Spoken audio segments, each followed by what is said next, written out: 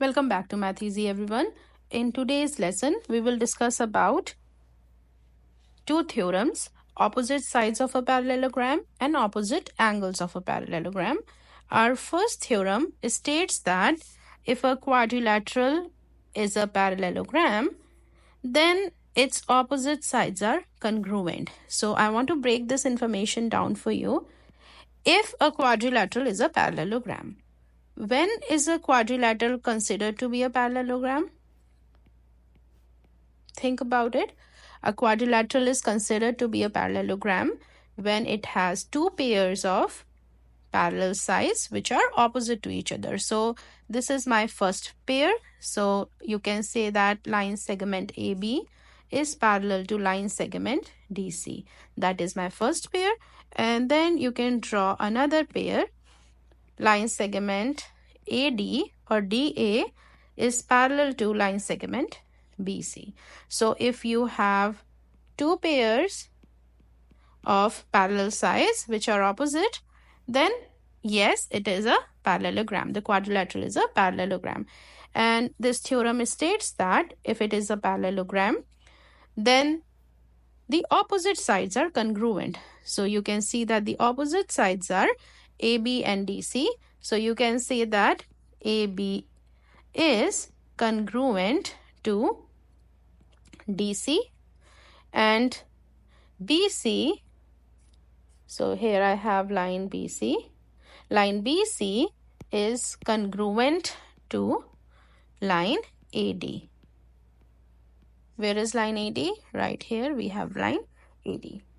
Straightforward theorem, and we will use this theorem to prove congruencies in triangles and different things. All right.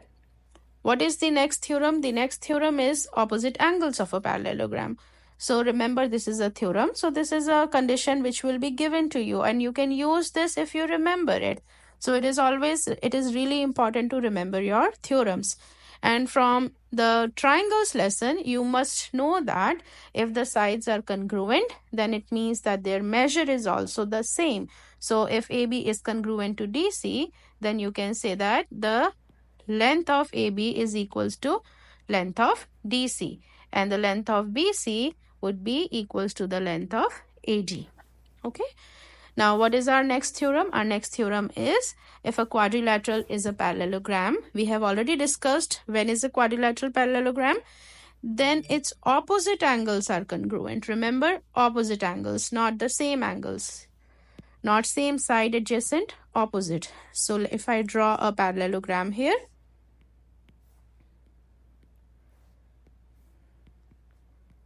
if ABCD is a parallelogram, then we can say that angle A is congruent to angle C and angle B is congruent to angle D.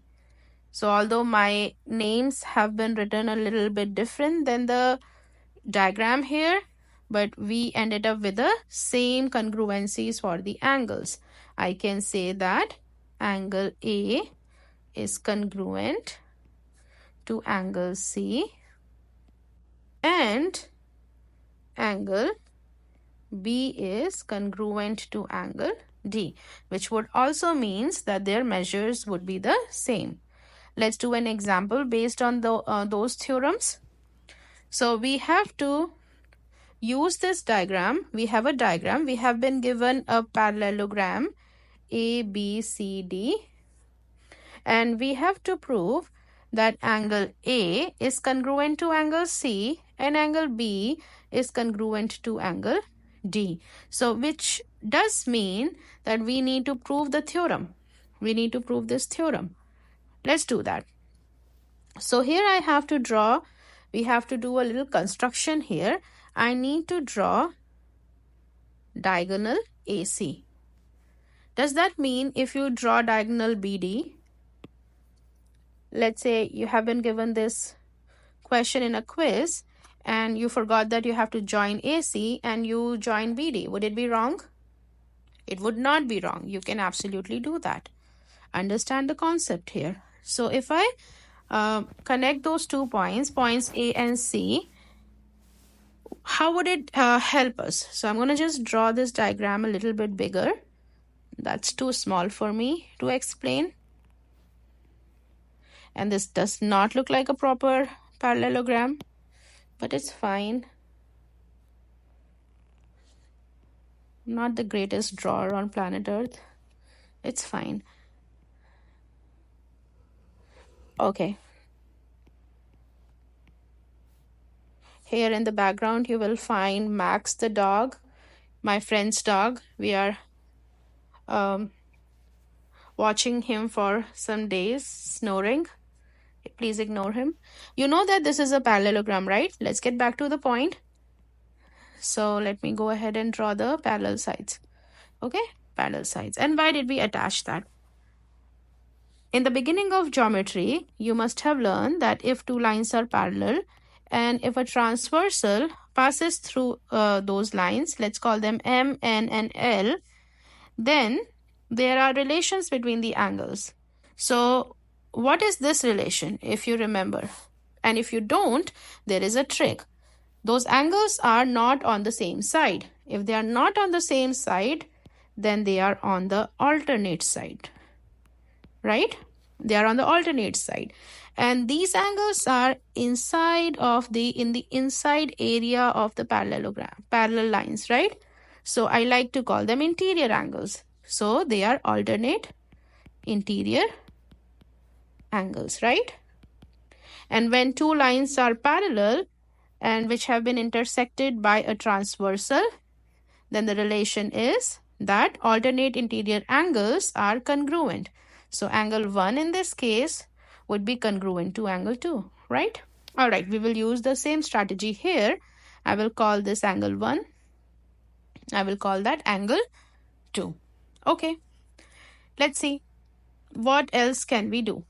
Can we also take similarly angle 3 and angle 4? Yeah, we can do that. So let's start statements and reason. So my first statement is angle 1 is congruent to angle 2, and my reason is alternate interior angle theorem. Alternate interior angle theorem. And similarly, I can say that angle 3 is congruent to angle 4. Same logic. So I'm just going to put, okay, let me just write AI, alternate interior angle theorem, AIATH. So I have angle 1, which is congruent to angle 2, angle 3, which is congruent to angle 4, and we have line segment AC would be congruent to line segment AC. Reflexive